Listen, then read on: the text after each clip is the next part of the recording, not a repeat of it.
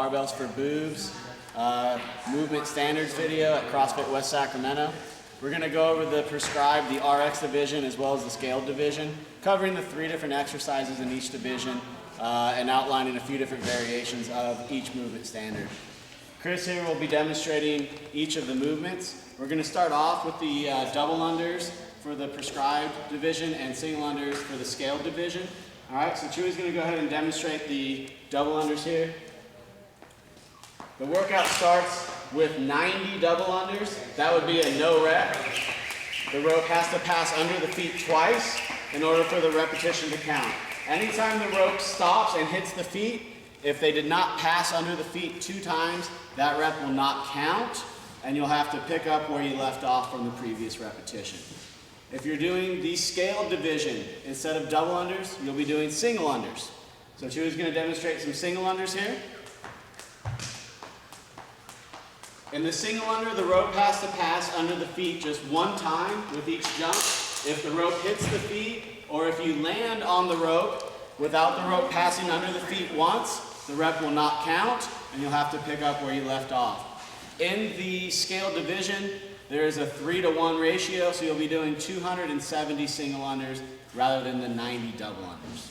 All right? Once you're done with your jump rope, you're going to move on over to the pull-up structure.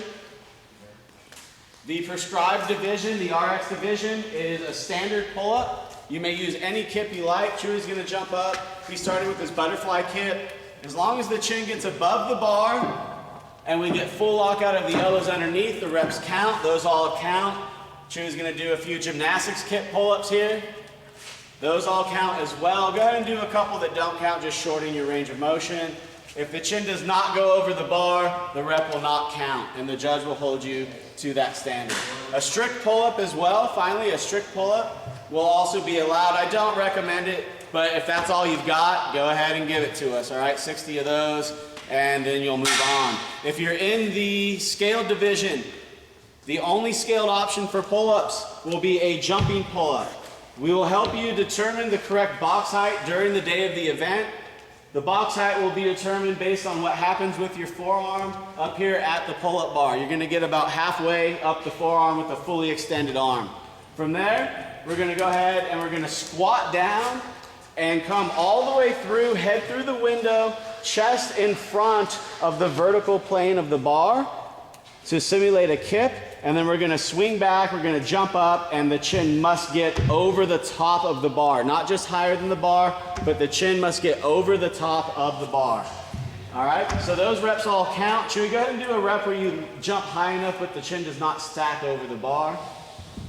Okay, that rep will not count because you stayed too far back, so the judge will hold you accountable for that pull-up standard as well. All right, so just to reiterate that range of motion, it starts off with the abdomen and the chest coming forward through the vertical plane of the pull-up structure, and then swinging back, jumping, and chin stacked over the top of the pull-up bar. All right, so 60 pull-ups in that manner for the scaled division.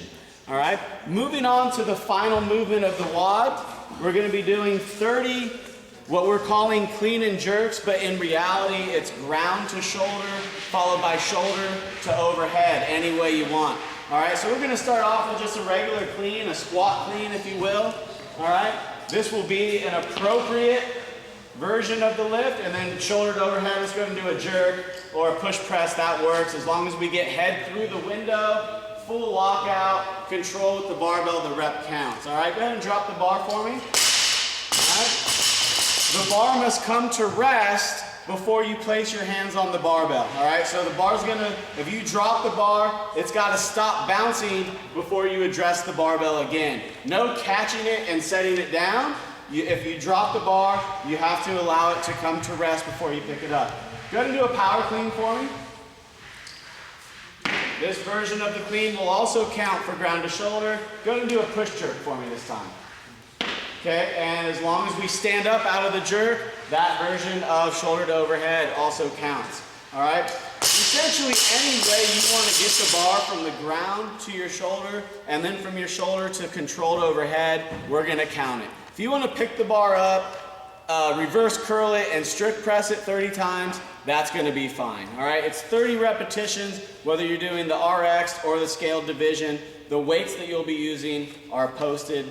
And so if you're RXing the workout, you're going RX throughout the entire workout. If you're scaling the workout, you're using the scaled version of the workout for each station. No exceptions. The only little variable will be on the barbell. We may scale further down, but not further up on the scaled weight for this WOD.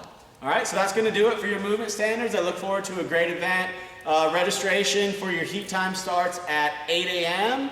And hope to see you all out there. We'll have a good time. Thanks.